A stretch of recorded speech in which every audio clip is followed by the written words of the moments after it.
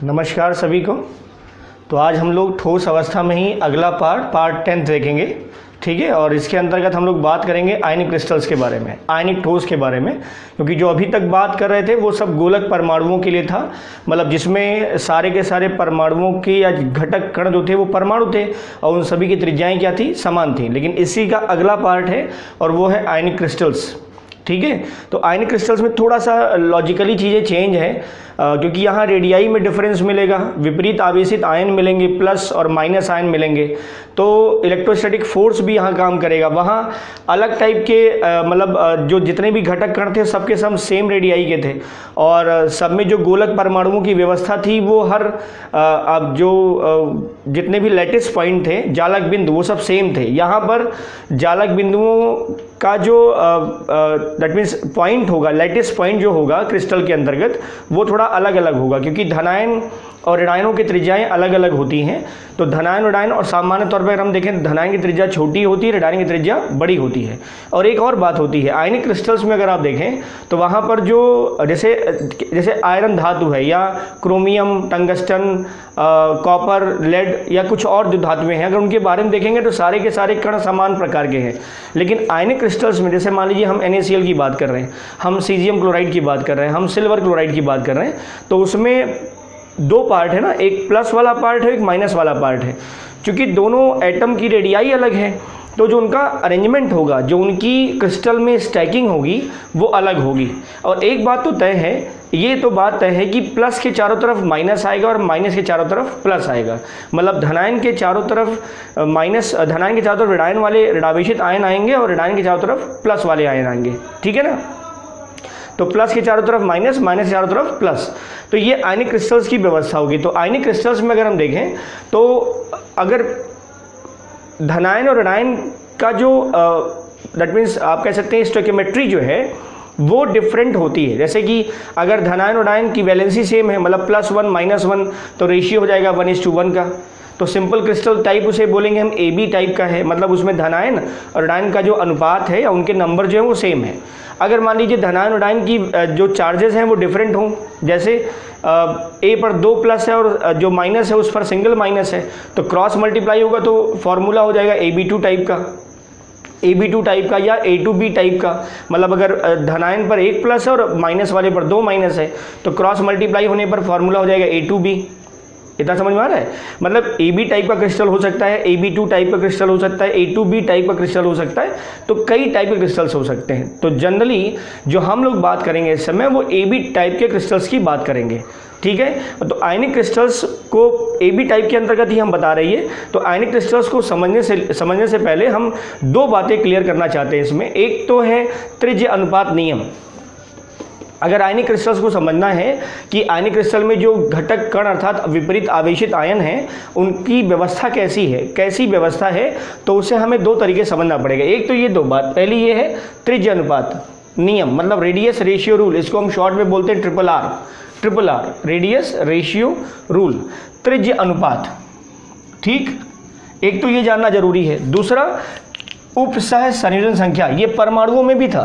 किसी भी आयनिक क्रिस्टल में, या अगर हम सामान्य तौर पे जो पहले हम बात कर रहे थे कि कोई क्रिस्टलीय ठोस है, उस क्रिस्टलीय ठोस में एक घटक कण के चारों ओर निकटतम प्रतिवेशी मतलब पड़ोसी, तो निकटतम प्रतिवेशी परमाणुओं की संख्या उसकी कहलाती है उपसह संयोजन संख्या या समन्वय संख्या। आयनिक क्रिस्टल में क्या होगा, यहाँ पर चूंकि धनायन और ऋणायन अलग अलग घटक कण है ना, तो उनके बीच में एक इलेक्ट्रोस्टैटिक फोर्स काम कर रहा है, मतलब स्थिर वैद्युत आकर्षण बल कार्य कर रहा है। तो वहाँ पर एक आयन के चारों तरफ कितने विपरीत आवेशित आयन उसके संपर्क में है, मतलब माइनस वाले के चारों तरफ कितने प्लस वाले आयन संपर्क में हैं, या प्लस वाले आयन के चारों तरफ कितने माइनस वाले आयन संपर्क में हैं, वही उसकी कोऑर्डिनेशन नंबर या उपसह संयोजन संख्या या समन्वय संख्या होगी। क्लियर? तो सबसे पहला हिस्सा देखते हैं हम लोग त्रिज्य अनुपात नियम। अब ये क्या है, दो आयन हैं यहाँ पर प्लस और माइनस। ध्यान रखिए कि यहाँ चार्जेस की बात अभी हम इग्नोर कर रहे हैं, चार्ज नहीं बोल रहे।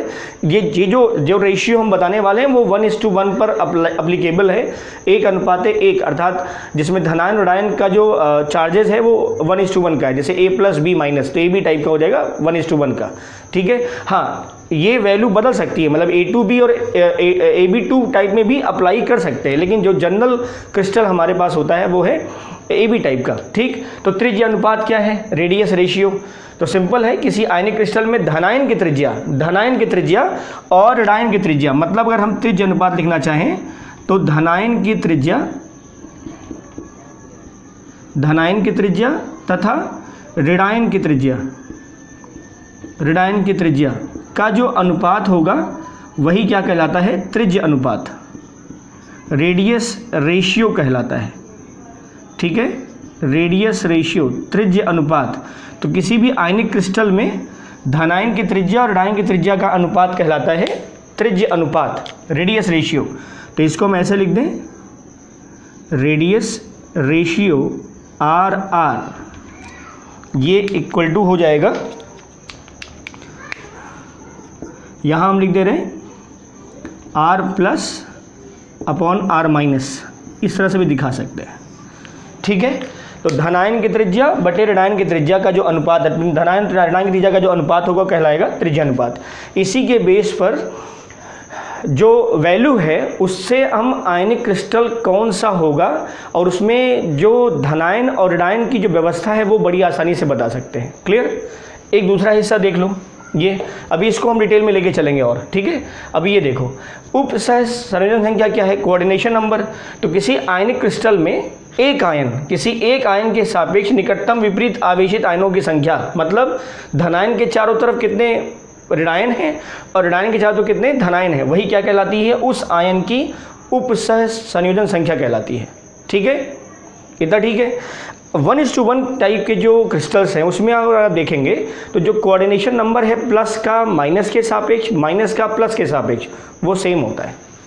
ठीक है, 1:1 टाइप में अगर आप देखेंगे तो जो कोऑर्डिनेशन नंबर है, उपसह संयोजन संख्या है आयनिक क्रिस्टल्स में, धनायन के सापेक्ष जितनी आएगी वही नंबर ऋणायन के सापेक्ष भी आएगा। अरेंजमेंट कुछ ऐसा है।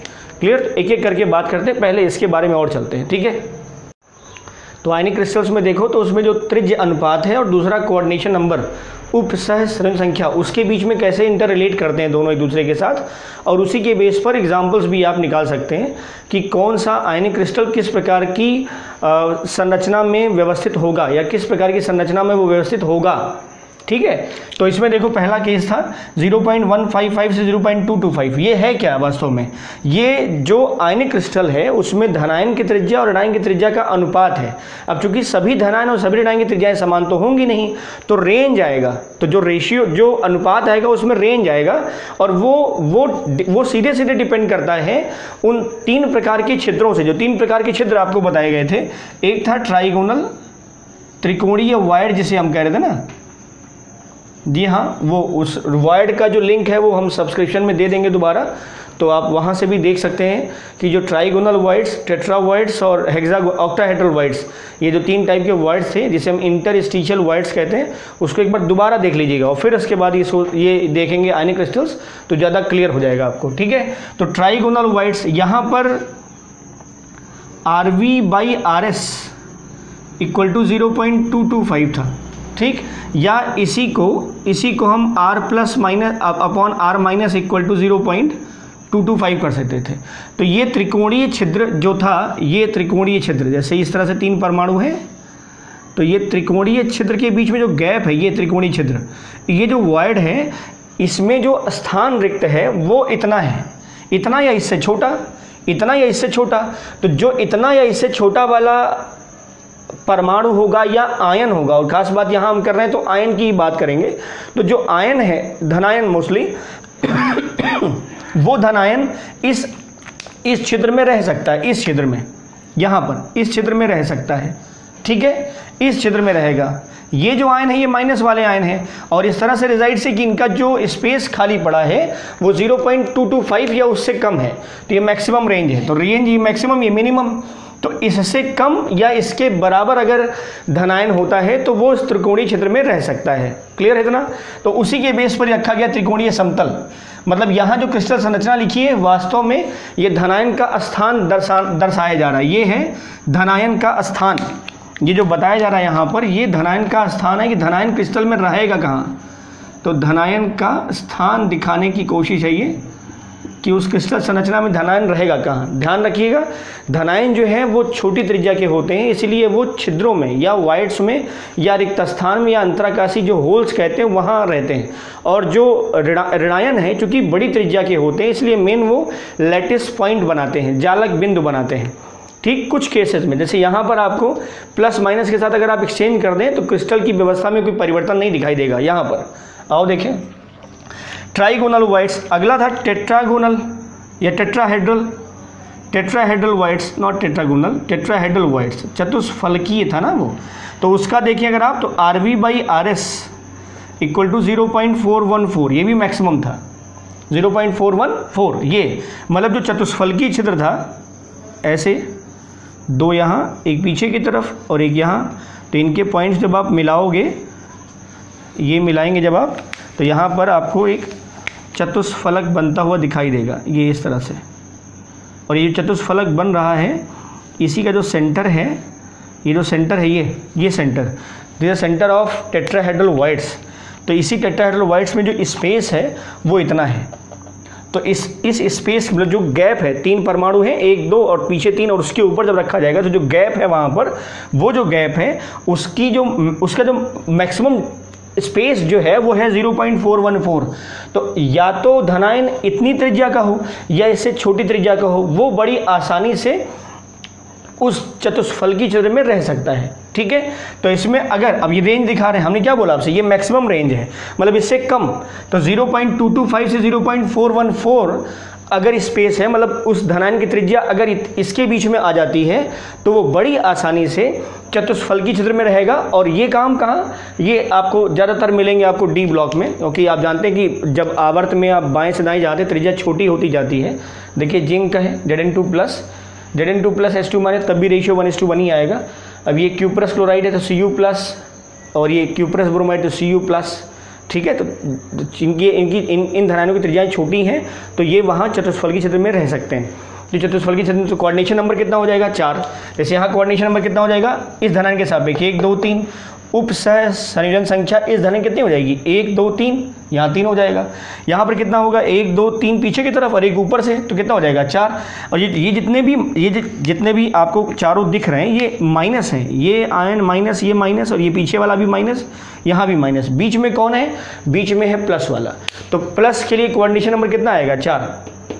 अभी एक एक करके क्रिस्टल के बारे में भी बात करेंगे, लेकिन अभी जो जनरल कैटेगरी है वो ये है कि अगर त्रिकोणीय समतल संरचना होती है जिसमें जहाँ पर जो स्पेस खाली है या जो त्रिज्य अनुपात आ रहा है वो 0.155 से लेकर के 0.225 के बीच में अगर आ जाता है तो व्यवस्था होगी उस धनायन के लिए त्रिकोणीय समतल। एग्जाम्पल्स हमने ले लिए हैं बोरिक एनहाइड्राइड और ये बोरान नाइट्राइड। ऐसे ही 0.225 से 0.414 के बीच में आ रहा है तो चतुष्फलकीय छिद्र होगा, मतलब धनायन चतुष्फलकीय छिद्र में रहेगा। कोऑर्डिनेशन नंबर होगा 4। और example zinc sulphide, cuprous chloride, cuprous bromide और सिलिकेट, ये है सिलिकेट्स। क्लियर। आओ अगला देखो 0.414 से 0.732, मतलब यहाँ पर अष्टफलकी छिद्र आ रहा है। अष्टफलकी मतलब अब देखो अष्टफलक कैसे बन रहा था, अष्टफलक 3 एटम थे, 3 एटम मतलब 1 2 सामने पीछे, और इसके ऊपर जो होगा वो जस्ट इसका इन्वर्स होगा, मतलब एक सामने की तरफ हम दिखाएंगे और 2 हम पीछे की तरफ दिखा रहे हैं। ठीक है, तो इसको अगर हम सेंटराइज करें तो यहाँ पर भी हमें एक त्रिकोणीय संरचना मिल जाएगी, त्रिकोणीय व्यवस्था है ऐसी। ठीक है, और यहाँ पर भी हमें त्रिकोणीय व्यवस्था मिल जाएगी, और इसको अगर हम मिला दें तो हमें ऐसे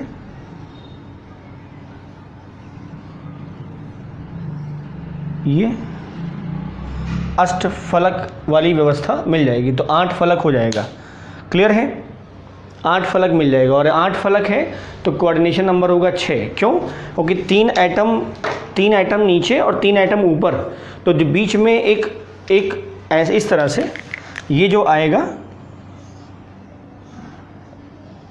ये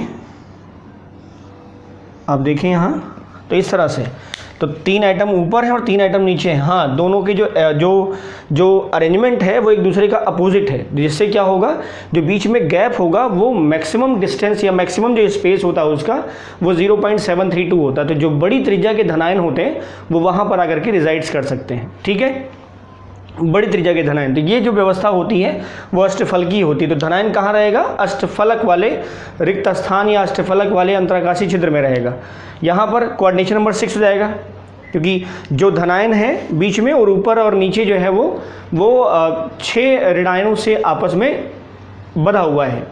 ठीक है, तो कोऑर्डिनेशन नंबर 6 हो जाएगा। यहाँ पर एग्जांपल्स क्या हैं? Sodium chloride, silver chloride, silver bromide, silver iodide, ये सब जो हैं ये उस रेंज में आते हैं जहाँ पर त्रिज्य अनुपात जो है धनायन बटे ऋणायन की त्रिज्या का अनुपात 0.414 से लेकर के 0.732 होता है। और इसमें जो धनायन है मतलब जो ऋणायन है वो जो लैटिस जालक है घन की जो व्यवस्था होती है वहाँ रहेगा, और जो धनायन है वो अष्टफलकी छिद्रों में रहेगा। तो जहाँ जहाँ अष्टफलकी छिद्र बनेंगे वहाँ वहाँ धनायन उपस्थित रहेगा। क्लियर है? अभी इन सब के तीनों क्रिस्टल्स के टाइप के हम स्ट्रक्चर से करके देखेंगे। अब अगला देखो, अगर 0.732 या 1 हो जाए, अब ये 1 हो जाने का मतलब क्या है? अगर रेशियो 1 आ रहा है इसका मतलब जो अंश और हर है वो क्या है? वैल्यू समान है। मतलब इस केस में धनायन की त्रिज्या और ऋणायन की त्रिज्या क्या है? समान है, तभी तो वैल्यू आएगी लगभग 1 के, या 1 के आसपास भी आ रही है तो धनायन और ऋणायन की त्रिज्याएं लगभग समान होंगी, ऐसा तभी होगा। और इस तरह से अगर ऐसा हो, अगर ये व्यवस्था हो जाती है तो जो धनायन होगा वो बीच में रिजाइड्स करेगा, मतलब क्रिस्टल के बीच में, और इसीलिए उस व्यवस्था को हम बोलते हैं घनी है। और मोस्टली वो क्या होगा? बीसीसी टाइप का, मतलब बॉडी सेंटर्ड, जिसमें 8 कोनों पर माइनस वाले आयन रहेंगे, और जो बड़ी त्रिज्या का धनायन है वो घन के या बॉडी के केंद्र पे रहेगा। 8 कोनों पर रहेगा ऋणायन और बॉडी के केंद्र पे क्या रहेगा? धनायन। क्लियर? ये है घनीय व्यवस्था, जिसको हम नाम दे रहे हैं body centred cubic, BCC form. और इसमें कोऑर्डिनेशन नंबर होगा 8। कोऑर्डिनेशन नंबर क्या होगा? 8। क्लियर है ना? अब इस त्रिज्य अनुपात नियम और जो कोऑर्डिनेशन नंबर अर्थात उपसह संयोजन संख्या थी उसके बीच में थोड़ा सा अंतर संबंध देख लो, रिलेशन कैसे को रिलेट करते हैं एक दूसरे के साथ। हाँ, इनके बीच में जो संबंध है वो एक दूसरे के साथ जुड़े कैसे हैं, क्या रिलेशन है इनका। जो सबसे स्टेबल आयनिक क्रिस्टल फॉर्म होता है वो ये होता है। अब ये हम क्यों कह रहे हैं? एक्चुअली सबसे अस्थाई जो आयनिक क्रिस्टल है वो तब ज़्यादा अस्थाई, या वो अवस्था ज़्यादा अस्थाई होती है जब जितने भी ऋणायन हैं और धनायन है बहुत क्लोजली पैक्ड हों। मतलब धनायन के चारों तरफ ऋणायन और ऋणायन के चारों तरफ धनायन, ये बहुत ही सघनता से एक दूसरे के साथ अगर जुड़े होते हैं तो वो क्रिस्टलीय संरचना जो है वो ज़्यादा स्थायी मानी जाती है, ज़्यादा स्थायी होती है। और उसका मेल्टिंग पॉइंट, बॉइलिंग पॉइंट भी ज़्यादा होता है, क्योंकि इलेक्ट्रोस्टैटिक फोर्सेस भी ज़्यादा होंगे तो उन्हें बॉयल करने के लिए या मेल्ट करने के लिए हमें ज़्यादा एनर्जी देनी पड़ेगी। अब उस केस में अगर हम देखें तो जो ऋणायन आपस में जब जुड़ेंगे तो उनके बीच में जो रिक्त स्थान होगा वो बहुत बड़ा भी नहीं होना चाहिए और बहुत छोटा भी नहीं होना चाहिए। तो अगर बहुत बड़ा होगा तो ऋणायन, क्योंकि छिद्र, मान लीजिए छिद्र अगर जैसे धनायन अगर की त्रिज्या अगर बड़ी है और क्रिस्टलन जब हो रहा है, जब आयनिक क्रिस्टल्स मतलब जब वो द्रव से ठोस अवस्था में परिवर्तित हो रहे हैं और अगर उनकी धनायनों की त्रिज्याएं वास्तव में बहुत बड़ी हैं तो उन क्रिस्टलों के बड़े होने के कारण, मतलब धनायन की त्रिज्याएं बड़े होने के कारण ऋणायन दूर दूर हो जाएंगे, या धनायन की त्रिज्या छोटी होने के कारण ऋणायन बहुत पास पास आ जाएंगे। तो इन दोनों अवस्थाओं में जो क्रिस्टल संरचना है वो अस्थायी होने लगती है। ठीक है, तो अस्थायी क्रिस्टल व्यवस्था वो होती है जिसमें धनायन छिद्रों में लोकेट करेंगे, धनायन जो है वो छिद्रों में रहेंगे, लेकिन ऋणायन जो है वो संस्पर्शी हों, मतलब एक साथ अटैच हों, जुड़े हुए हों, जिससे उनके बीच में रिक्त स्थान भी उतना ना हो और उनके बीच में जो लगने वाला फोर्स है, स्थिर वैद्युत आकर्षण बल, वो भी उचित तौर पर प्रबलता से कार्य करता रहे। तो उन दोनों दशाओं में जो बल है और जो उनके बीच का रिक्त स्थान है, इन दोनों अवस्थाओं में अगर हम देखें तो सबसे जो स्थायी अवस्था मानी जाती है वो है जब त्रिज्य अनुपात 0.414 का होता है। जब त्रिज्य अनुपात कितना होता है? 0.414 का होता है। अब देखो 0.414 का जो केस है जिसमें कोऑर्डिनेशन नंबर मिलेगा हमें 4, ये हमने बनाया है, ये ऋणायन है और ये संस्पर्शी हैं, बीच में धनायन है। ठीक, इसका जो त्रिज्य अनुपात आया है, मतलब यहाँ धनायन और ऋणायन की त्रिज्या का जो अनुपात है वो 0.414, मतलब इस रेंज में है, इस रेंज में 0.225 0.414। लेकिन अगर एग्जैक्ट अगर एग्जैक्ट 0.414 हो तब हम बात कर रहे हैं कि वो व्यवस्था बहुत ज़्यादा अस्थायी होगी। तो यहाँ पर जो एग्जैक्ट रेशियो है धनायन और ऋणायन का वो है 0.414। ये ध्यान रखिए, ये अगर आयनिक क्रिस्टल में होता है त्रिज्य अनुपात 0.414 तो ये सबसे ज़्यादा अस्थायी व्यवस्था मानी जाती है और इस तरह का आयनिक क्रिस्टल बहुत अस्थायी होता है। तो एक स्टेबल स्टेज होगा ये एक अस्थायी क्रिस्टल है, ठीक, अस्थायी क्रिस्टल है। और एक चीज़ अगर आप देखें तो यहाँ जो कोऑर्डिनेशन नंबर आएगा, अब देखो कोऑर्डिनेशन नंबर हम कैसे मेंशन कर रहे हैं, 1 2 3 4 ये हो गया, इसके आगे भी एक होगा, इसके आगे भी एक होगा ना ऋणायन, जब 3D स्ट्रक्चर की बात करें। ये अभी जो बात हमने की ये जो हमने बात की अभी आपसे वो धनायन के रहने के लिए थी, हो गया। अब हम इस क्रिस्टल का अब हम बात कर रहे हैं कि उसमें आप कह सकते हैं कि जो अगल बगल के जो आयन लगे हैं विपरीत आवेशित वो कितने हैं या किस तरह से हैं। तो यहाँ अगर हम देखें तो यहाँ कोऑर्डिनेशन नंबर 1 2 3 4 और आगे भी होगा 5 और पीछे 6, यही होगा ना। लेकिन हम अगर इस आयनिक क्रिस्टल में जो व्यवस्था बन रही है वहाँ पर कोऑर्डिनेशन नंबर कितना है 4, ये इस केस के लिए। तो सबसे स्टेबल जो आयनिक क्रिस्टल होगा वो कौन सा होगा, अगर त्रिज्य अनुपात 0.414 कितना हो 0.414, क्लियर 0.414 का अगर होता है तो यहाँ पर जो अस्थायी क्रिस्टल बनेगा और इस 2D केस में कोऑर्डिनेशन नंबर 4। लेकिन अगर हम 3D फेज में देखें, 3D फेज में मतलब इसके ऊपर भी हम ऋणायन लगा रहे हैं, इसके पीछे भी ऋणायन लगा रहे हैं, तो 1 2 3 4 और आगे भी क्या होगा एक ऋणायन और पीछे भी क्या होगा दूसरा ऋणायन, मतलब छठा। तो कोऑर्डिनेशन नंबर इस 2D में ध्यान रखिए 4 है, लेकिन जब 3D स्ट्रक्चर बनेगा तो कोऑर्डिनेशन नंबर कितना आएगा 6। तो यहाँ जो कोऑर्डिनेशन नंबर आएगा वो हो जाएगा 6। क्लियर है, ठीक। हम फिर से बता रहे हैं आपको, देखिए क्या हो रहा है, यहाँ पर 1 2 3 4 ऋणायन है इस धनायन के चारों तरफ। तो ऋणायन कोई चपटा, ये धनायन कोई चपटा तो है नहीं, ये स्फीयर फॉर्म में है ना, ये गोलक रूप में है। धनायन भी ऋणायन भी सब गोलक रूप में होते हैं। तो अगर एक ऋणायन, 2 ऋणायन, 3 ऋणायन और 4 ऋणायन, तो ये जो धनायन होगा वो भी तो ऐसे ही उभरा हुआ होगा ना दोनों तरफ। तो जब पूरा 3D स्ट्रक्चर बनेगा तो एक ऋणायन इसके सामने आएगा और दूसरा ऋणायन इसके पीछे वाले हिस्से के सामने आएगा। तो 1 2 3 4 सामने वाला एक और पीछे वाला एक, तो कितने हो गए 6। तो ये जो सबसे स्टेबल कॉन्फ़िगरेशन, सबसे स्टेबल जो संरचना है जिसमें त्रिज्य अनुपात आ रहा है एग्जैक्ट 0.414, वहाँ पर समन्वय संख्या हो जाएगी या उप संख्या हो जाएगी कितनी 6। ये कोऑर्डिनेशन नंबर, क्लियर। अब इसका दूसरा हिस्सा देखो, हम इसे हटा दे रहे हैं, ये कोऑर्डिनेशन नंबर 6 होगा ये, ठीक। अब दूसरा हिस्सा देखो, ये 3D स्ट्रक्चर में था तो कोऑर्डिनेशन नंबर आया 6। अब इसका अगला पार्ट देखो, हो क्या रहा है। अगर मान लो क्रिस्टलन के दौरान धनायन की त्रिज्या बड़ी होती जा रही है या छोटी होती जा रही है, तब क्या होगा, हम एक केस करके दिखा रहे हैं। अब मान लो अगर धनायन की त्रिज्या बड़ी होती जा रही है, मतलब धनायन की त्रिज्या अगर बड़ी होती जा रही है तो आप देखिए तो जो त्रिज्या अनुपात होगा वो बढ़ेगा। मतलब ये जो रेडियस रेशियो आएगा that will be greater than 0.414, होगा कि नहीं होगा। मतलब यहाँ पर जो त्रिज्य अनुपात आएगा वो 0.0414 से ज़्यादा आएगा। क्या आएगा 0.414। ये बात कब हम बता रहे हैं, ये तब जब धनायन जो है वो बड़ी त्रिज्या का होने लगे, धनायन क्या हो जाए वो बड़ी त्रिज्या का होने लगे और उसके चारों तरफ ऋणायन जो है वो जब धनायन इन छिद्रों के बीच में आने की कोशिश करेगा तो ऋणायन जो है वो दूर होते जाएंगे। मतलब अब वो संस्पर्शी नहीं है, अब वो एक दूसरे के टच में या संपर्क में नहीं रहेंगे।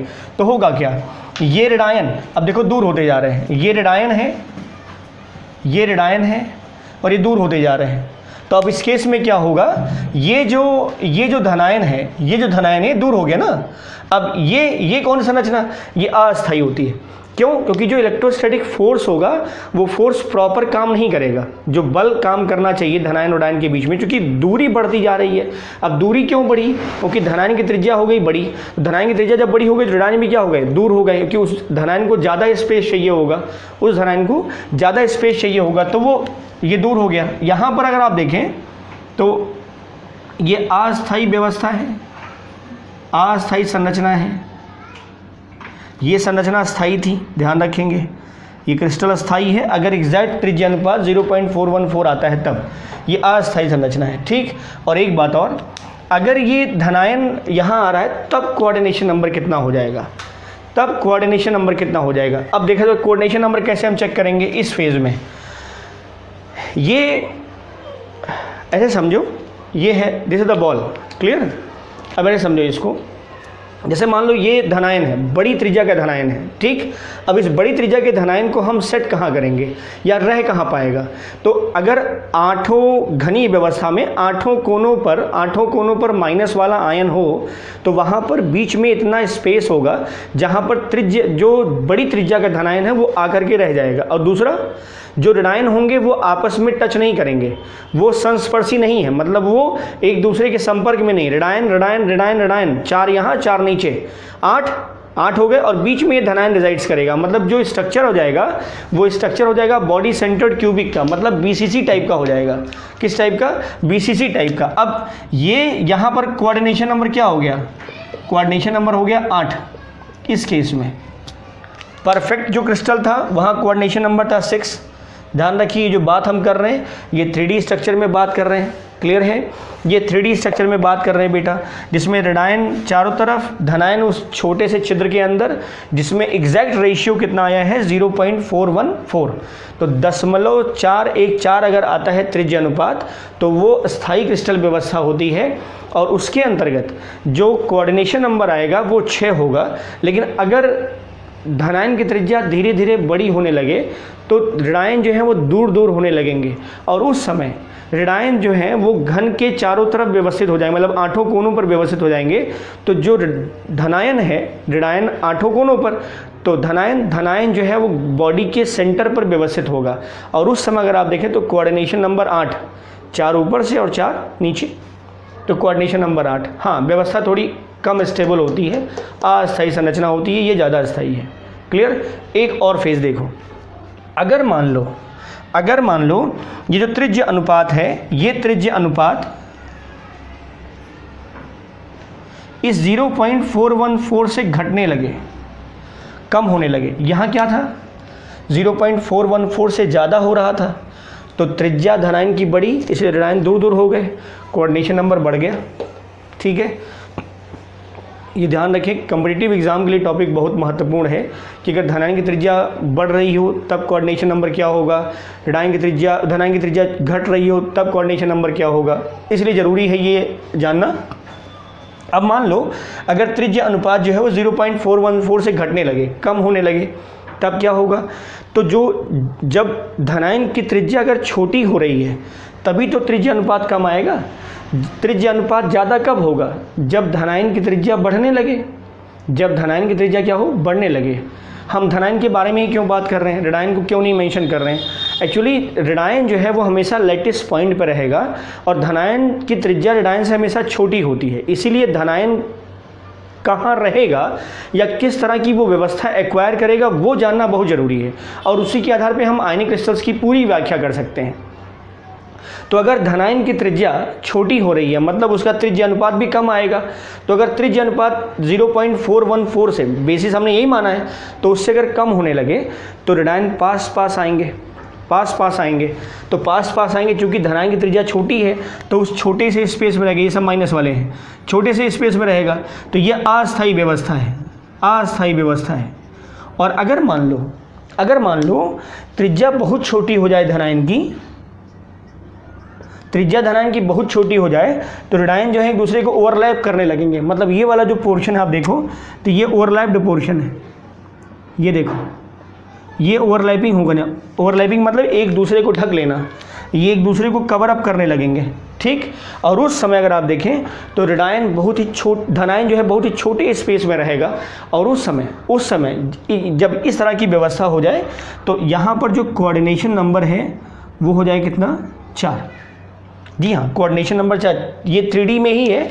जब स्पेस बहुत कम हो जाएगा, 0.414 से हो जाएगा, तो उस समय धनायन की जो उप संख्या होगी हो जाएगी 4। तो बेसिकली अगर त्रिज्या अनुपात एग्जैक्ट 0.414 आता है तो उपसहसम संख्या होगी 6। अगर धनायन की त्रिज्या बढ़ती है तो उपसहसम संख्या हो जाएगी 8, और अगर घटती है तो हो जाएगी 4। क्लियर है इतना? तो ये एक अस्थायी व्यवस्था थी आयनिक क्रिस्टल्स की, ठीक है। तो 0.414 के रेस्पेक्ट में हमने बात की थी, त्रिज्या अगर बढ़ जाती है तो ऑक्सीडेशन कोऑर्डिनेशन नंबर जो है वो बढ़ जाएगा, और त्रिज्या अगर घट जाती है तो कोऑर्डिनेशन नंबर भी घट जाएगा। तो यहाँ 6 था, यहाँ हो जाएगा त्रिज्या अनुपात बढ़ने पर 8, और यहाँ हो जाएगा 4। अब एक फैक्ट देखो, जो कोऑर्डिनेशन नंबर है वो टेम्परेचर और प्रेशर भी डिपेंडेंट होता है। मतलब जो उपसह संयोजन संख्या है आयनिक क्रिस्टल्स की वो ताप और दाब पर भी निर्भर करता है। तो उसके दो बड़े फैक्ट हैं। एक तो ये है कि अगर आप दाब बढ़ाएंगे तो कोऑर्डिनेशन नंबर बढ़ जाएगा, मतलब अगर आप प्रेशर बढ़ाइए तो कोऑर्डिनेशन नंबर बढ़ जाएगा। जैसे एग्जांपल है, जैसे मान लो NaCl है, NaCl ये रेंज इसी में आता है 0.414, एग्जैक्ट तो नहीं होता क्योंकि उसकी जो त्रिज्या अनुपात आता है वो लगभग 0.44 के आसपास आता है, 0.44। तो 0.44 के आसपास आएगा, मतलब यहाँ पर था हम 0.414, इसकी ये मिनिमम रेंज थी, मैक्सिमम रेंज क्या जाएगी 0.732। तो 0.414 से लेकर के 0.732 ये रेंज आएगी यहाँ पर। और उसमें अगर हम NaCl के क्रिस्टल का त्रिज्या अनुपात देखेंगे तो वहाँ पर जो रेशियो आता है वो आता है 0.44। तो अगर इतना आ रहा है तो मेरे क्या मतलब जो क्रिस्टल की व्यवस्था आएगी वो इसी रेंज में आएगी। तो वहाँ पर भी जो कोऑर्डिनेशन नंबर है वो होता है 6। NaCl का जो कोऑर्डिनेशन नंबर होता है कितना है 6। तो जो NaCl का कोऑर्डिनेशन नंबर 6 है, तो NaCl की हम बात कर रहे हैं। तो अगर हम इसका प्रेशर बढ़ाएं, मतलब NaCl के क्रिस्टल को अगर हम बढ़ा दें, दाब बढ़ा दें, प्रेशर बढ़ा दें, तो ये सीजियम क्लोराइड में बदल जाता है। सीजियम क्लोराइड मतलब ये BCC स्ट्रक्चर एक्वायर करता है जहाँ कोऑर्डिनेशन नंबर होता है 8। मतलब यहाँ पर कोऑर्डिनेशन नंबर होगा 6, मतलब ये क्या है 6। धनायन के सापेक्ष ऋणायन 6, ऋणायन के सापेक्ष धनायन 6।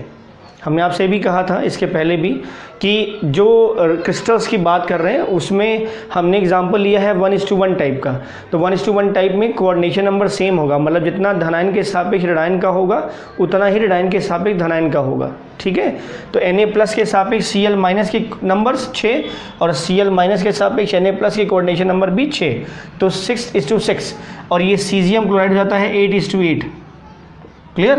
तो जब आप प्रेशर बढ़ाओगे, यहाँ पर दाब जब आप बढ़ाएंगे तो सोडियम क्लोराइड जो है वो सीजियम क्लोराइड संरचना में परिवर्तित हो जाता है। मतलब ये वास्तव में ये होता है निबिड संकुलित संरचना कौन सी थी? क्लोज पैक्ड स्ट्रक्चर कौन सा था? क्यूबिक स्ट्रक्चर में हमने आपको 3 टाइप बताए थे ना, सिंपल क्यूबिक, बॉडी सेंटर्ड और फेस सेंटर्ड।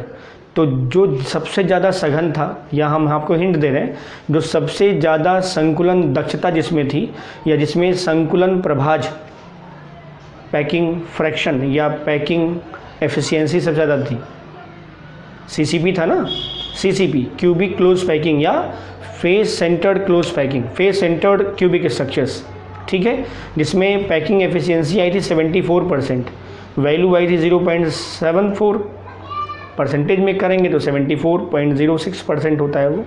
क्लियर है? तो जो निबिड संकुलित संरचना थी वो था NaCl, परफेक्ट स्ट्रक्चर, उसी टाइप में यहाँ है। क्लियर?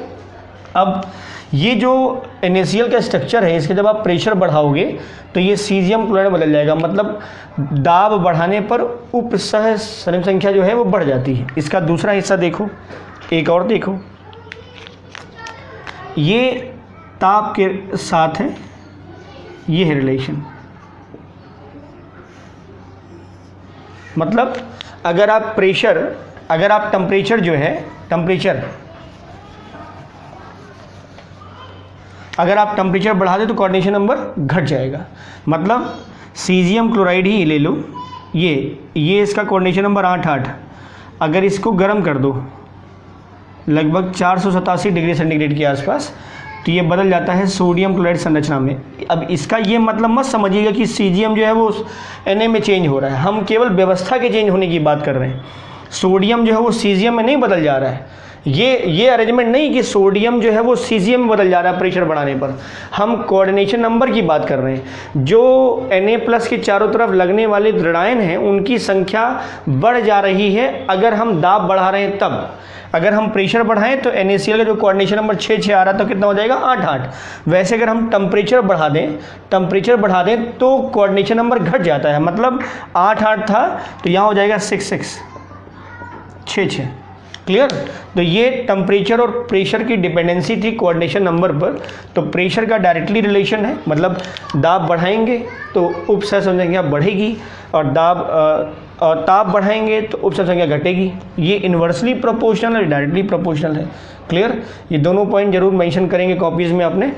ये कुछ क्वेश्चंस रखे हैं हमने, ठीक है, जो बेस्ड हैं रेडियस रेशियो पर और कोऑर्डिनेशन नंबर पर। ठीक, सिंपल है, इनके क्वेश्चंस आप करेंगे, फॉर्मूले दिए गए हैं। हाँ, जहाँ जैसे ये संभावित त्रिज्या है, संभावित त्रिज्या तो इसमें रेंज आएगा, मिनिमम और मैक्सिमम रेंज आएगा, वो गेस करेंगे आप, वो बताएंगे। ठीक है, तो कमेंट बॉक्स में अब जहाँ उपसह संख्या पूछी है, उपसह संख्या पूछी है तो पहले आप रेंज पता कर लीजिए, क्रिस्टल की संरचना पता कर लीजिए किस टाइप का आएगा, मतलब जो धनावेशित आयन है वो किस तरह के क्षेत्र में रहेगा, त्रिकोणीय, चतुष्फलकी या अष्टफलकी क्षेत्र में रहेगा या घनीय BCC टाइप का। तो वो पता चलेगा कैसे, वो पता चलेगा त्रिज्य अनुपात से। त्रिज्य अनुपात कितना आ रहा है, तो वो त्रिज्य अनुपात जो भी टेबल बना था उसमें किस रेंज में आएगा, जिस रेंज में आएगा वहाँ से आपको क्रिस्टल भी मिल जाएगा और वहाँ से आपको कोऑर्डिनेशन नंबर भी मिल जाएगा। क्लियर, तो ये कर लेंगे और ये कमेंट बॉक्स में इसका जवाब दे देंगे आप। ठीक है, तो थैंक यू।